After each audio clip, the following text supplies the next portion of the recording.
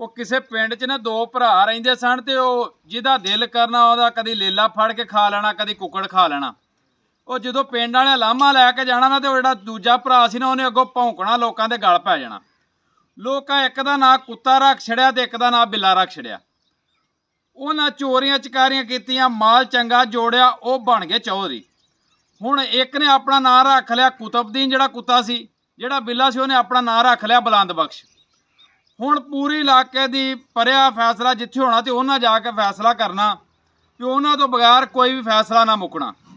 ਉਹਨਾਂ ਮਾੜੇ ਬੰਦੇ ਨੂੰ ਦਬਾ ਛੱਡਣਾ ਤੇ ਤਗੜੇ ਦੀ ਸਪੋਰਟ ਕਰਨੀ, ਵੀ ਯਾਨੀ ਕਿ ਜਿਉਂ ਬਚਪਨ ਲਾ ਤੋਂ ਚਵਲਾ ਮਾਰ ਦੇਣ, ਫਿਰ ਵੱਡਿਆਂ ਹੋ ਕੇ ਵੀ ਉਹੀ ਚਵਲਾ ਮਾਰਨੀਆਂ ਉਹਨਾਂ।